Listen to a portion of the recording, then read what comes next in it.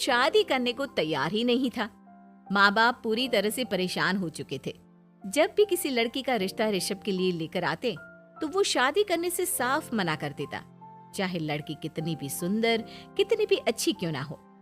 ऋषभ के माँ बाप को इसकी वजह समझ में नहीं आ रही थी। अरे ऋषभ बेटा, अच्छी खासी नौकरी लग गई है, दिखता भी इतना अच्छा है, आखिर बात क्या है, तुझे शादी क्यों नहीं करनी? देख, तू हमारा इकलौता बेटा है, अगर तू शादी नहीं करेगा तो कैसे काम चलेगा? लेकिन मैं शादी करना ही नहीं चाहता, मुझे कोई लड़की पसंद नहीं आती। अरे बेटा, अगर कोई लड़की तुझे पसंद हो तो उससे शादी कर ले, हमें कोई ऐतराज नहीं है। हाँ ऋषभ बेटा, अब देख, तेरी माँ से भी काम नहीं होता। घर में एक बहू आ जाएगी तो कम से कम घर का माहौल भी अच्छा होगा और तेरी माँ को मदद भी मिल जाएगी। लेकिन मम्मी पापा कहाँ ना, मुझे लड़कियां पसंद ही नहीं आती। अरे लड़कियां पसंद नहीं आती तो क्या लड़का पसंद आता है? वो तो वक्त आने पर ही पता चलेगा। ऋषभ की बात सुनकर उसके माँ और पापा का सर चकरा जाता है। कुछ दिनों के लिए ऋषभ अपने ऑफिस के काम से शहर से बाहर जाता है और जब लौट कर आता है तो सामने का नजारा देखकर उसके माँ पापा बेहोश होते होते रह जाते हैं।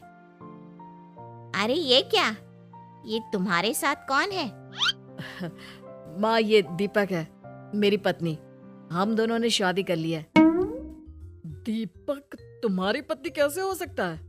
अरे दीपिका होती तो बात समझ में भी आती, ये तो लड़का है। तो क्या हुआ पापा, आजकल तो ये सब फैशन में है और मैंने आपको बताया था कि मुझे लड़कियां पसंद नहीं आती।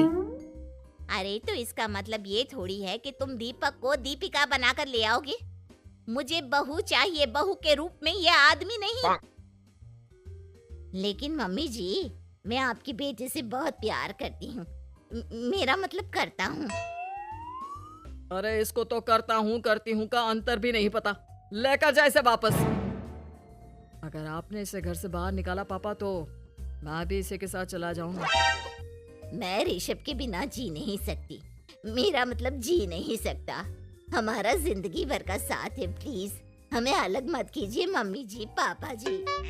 हे भगवान, ये तूने क्या दिन दिखाया? तेरे बेटे को थोड़ी अकल दे दे, लड़के को बहू बनाकर घर में ले आया है। अब क्या होगा, हम दुनिया को क्या मुंह दिखाएंगे? माँ, बेकार में परेशान हो रही हो। दीपक आपके सारे काम करेगी और एक अच्छी बहू की तरह आपके साथ रहेगी, देखना। पहले तो खुद तो क्लियर कर ले कि यह कुछ करेगा या करेगी, बाद में हम सोचते हैं कि हम क्या करें।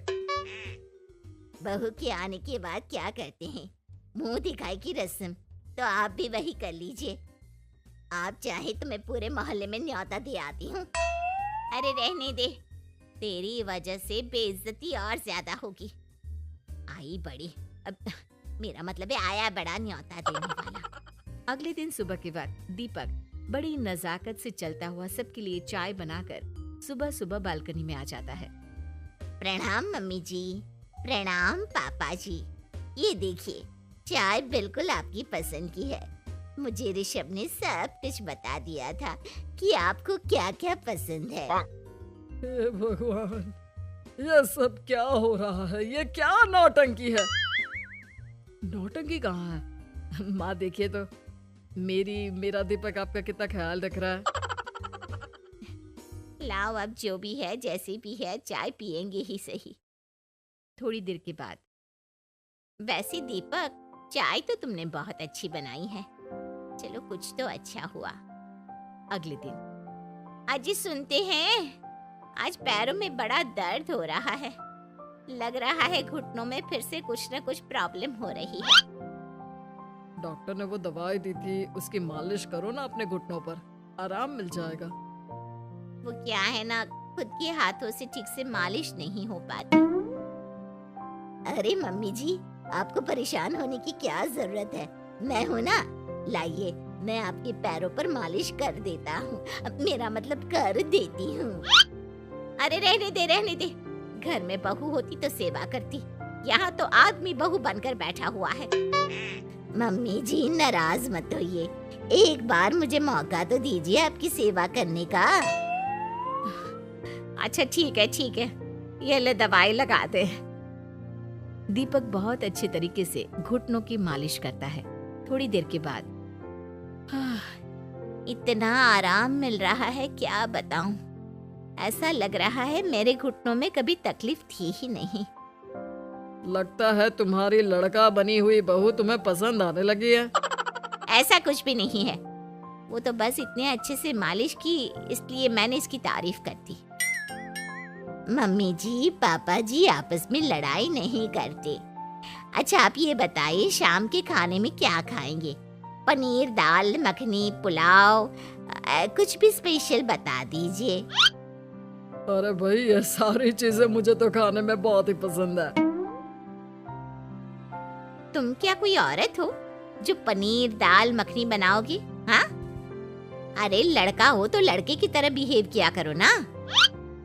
भले ही मैं लड़का हूँ तो क्या हुआ, अब तो मैं ऋषभ की पत्नी और आपके घर की बहू हूँ, तो मुझे उसी तरह से रहना पड़ेगा ना। अच्छा ठीक है, जो तुम्हें पसंद है बना लो। आदमी रसोई में खाना बनाते हुए कैसे लगते हैं जरा मैं भी तो देखूं। शाम को दीपक सबके लिए अच्छा सा खाना बनाकर डाइनिंग टेबल पर लगा देता है। ऋषभ ऑफिस से जब लौट कर आता है, सब लोग खाना खाने के लिए बैठ जाते हैं। अरे वाह, क्या गजब का पनीर और दाल मखनी बनाई है। ऐसा जायका तो होटल के खाने में भी नहीं आता। दीपक, कितना अच्छा खाना बनाती हो, मेरा मतलब बनाते हो। तुम्हारी इसी अदा की वजह से तो मुझे तुमसे प्यार हो गया। अरे बहुत हो गया, आदमी होकर आदमी से प्यार करते हो। अरे लेकिन कुछ भी कहो, जरा खाना खा कर तो देखो ऋषभ की माँ, मजा आ जाएगा। हाँ वैसे बात तो आपकी सही है, खाना तो वाकई में लाजवाब है। इतना स्वादिष्ट पनीर तो मैंने अपनी जिंदगी में नहीं खाया। कितना अच्छा होता अगर ये दीपिका होती। और फिर अगली सुबह कुछ ऐसा होता है जिसे देखकर ऋषभ के माँ और पापा ना केवल खुश होते हैं बल्कि हैरानी से उनकी आंखें फटी की फटी रह जाती हैं। उन्होंने जो नजारा अपनी आंखों के सामने देखा उसे देखकर उन्हें अपने आप पर भरोसा नहीं हुआ। सुबह का वक्त था, सब लोग बालकनी में बैठकर सुबह की चाय का इंतजार कर रहे थे। तभी रसोई में से एक बहुत ही खूबसूरत लड़की जिसके लंबे लंबे बाल थे और जिसने साड़ी पहनी हुई थी, हाथ में चाय की ट्रे लेकर वहां आती है। अरे ये कौन है? रातों रात हमारा लड़की बहू बन गया क्या? मुझे लगता है कोई सपना देख रहा है। इतनी सुंदर बहू तो हमने सपने में भी नहीं देखी। देखा माँ, जादू हो गया जादू। अरे लेकिन ये है कौन? तुम्हारा वो आदमी वाला पत्नी कहाँ चला गया? आपने मुझे पहचाना नहीं? मैं दीपक नहीं दीपिका हूँ। इतने दिन से लड़के के कपड़े पहनकर आपके घर में आपकी बहू बनी हुई थी। माँ ये दीपक नहीं, दरअसल ये दीपिका थी, लेकिन इसे लड़कों की तरह रहने का शौक था और इसे लड़की की तरह रहना मंजूर नहीं था, इसलिए मैं इसे लड़के के रूप में आपकी बहू बनाकर यहाँ ले आया।